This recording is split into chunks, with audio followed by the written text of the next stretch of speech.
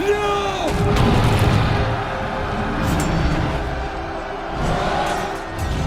Break the line! Fight! This entire music video was made using DaVinci Resolve, Blender, and AI generators. And today I'm gonna show you exactly how I made it. My name is Perez, I am a filmmaker from Barcelona, and this is how it all started. It all started with a pretty clear idea. I wanted to create a cinematic music video, integrating CGI creatures into real footage. And when I started using Blender, I realized something important. You really don't need to be an expert in Blender to use Blender. What actually matters is knowing how to integrate those elements properly into your footage. Because honestly, most people focus too much on the 3D itself. But the real magic happens later, in compositing, in lighting, in integration. That is the part that makes CGI actually feels real. And for me, that happened inside DaVinci Resolve. That is how I found this dragon on Blender market, and honestly, there are thousands of assets online that can completely transform your videos, your ideas. But I chose this one. So I started doing some first tests in this beautiful forest where I live here in Barcelona, and visually the dragon looked good. But there was a problem. The environment wasn't reacting to it. And that is actually one of the main reasons why CGI often feels fake. Because if you have a giant dragon landing in a scene, the world around it needs to react to. I mean, the grass should move, the trees should shake, for example, the wind should affect the environment. Otherwise, your brain immediately feels something is wrong in the scene. And simulating all of that inside Blender was gonna take a lot of time. So instead of forcing the CGI to work, I changed the location completely, because honestly, it's much easier to work with sand than with moving grass.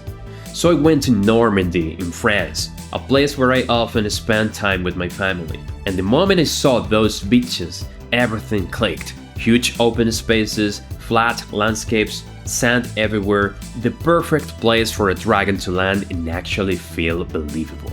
So I filmed for 5 days, because every morning I only had about 1 hour of perfect light.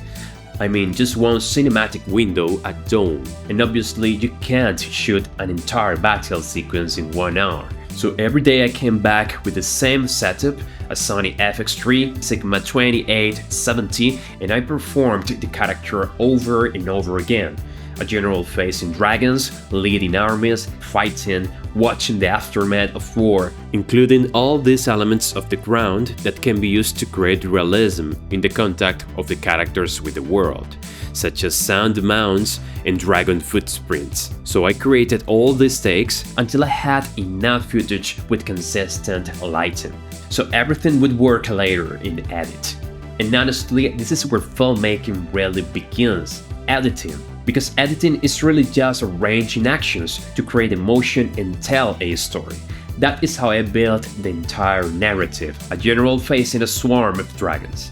Then came Blender. I mainly needed soldiers, so I downloaded animations from Mixamo and started building different squads for this army. I mean small groups of soldiers doing different actions, all coordinated with the dragon and matched to the lighting from Normandy. But eventually another problem occurred. Animations aren't infinite, and at some point you start recognizing repetition. And on top of that, creating realistic impacts, destruction, and interaction with sand can take weeks or even months in Blender. So I made another important decision. I used AI, but not to replace the filmmaking process, to enhance it. I used my own footage and detailed prompts to generate medieval soldiers with much more variations and randomness, and honestly, this is where I think a lot of people misunderstood AI. Because AI really becomes powerful when it enhances your ideas, not when it replaces them. So if you rely entirely on AI to make your films, eventually your work starts looking like everyone else's. But when you combine AI with your own cinematography, editing, and artistic direction, that is when things become interesting. And that is how I created larger formations, impacts in the sand, dragon close-ups, and much more cinematic moments, all adapted to the lighting and atmosphere of Normandy. Finally, it was time to bring everything together inside DaVinci Resolve. But here's something that was extremely important for me. references. I didn't want this project to feel like Game of Thrones or House of the Dragon. I wanted something more French, more special, more atmospheric, more connected to Normandy itself. So I focused on some French painters like Jean-Baptiste Edouard Detaille, from whom I drew inspiration from the beautiful painting called The Dream. To draw inspiration from the balance and composition of the soldiers sleeping on the ground. In my case, they would be fallen soldiers, as you can see on the screen. And on the other hand, I was also inspired by Monet, who tried to preserve color of the pink sunset of Normandy. So I tried also to preserve that in the scenes. So these references were not to replicate them, but to understand the balance and how they represented atmosphere, dust and light at that time. That soft filter light that almost feels alive. And honestly, I think cinema becomes much more interesting when you stop referencing only other movies and start looking at painting, photography and art in general. So that became the visual direction for the entire project. After finishing the visuals, I moved into the sound design. I downloaded and layered multiple sounds, building every action step by step, every movement, every impact, every moment, until everything finally felt alive. And in the end, everything comes back to one thing: integration, because filmmakers were already doing this 30 or 40 years ago, without AI, without modern CGI. They were simply layering images together convincingly, and honestly, that is still what filmmaking is doing today.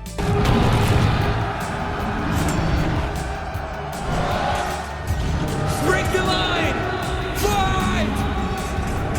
And if you want to learn all of this in depth, compositing in DaVinci Resolve, editing, color grading, sound design, and creative AI workflows, you can join my course below. And let me know in the comments what would you create if you had these tools. And don't forget to like this video, subscribe to the channel, and ring the notification bell so you don't miss any new tutorial. I'll see you next time.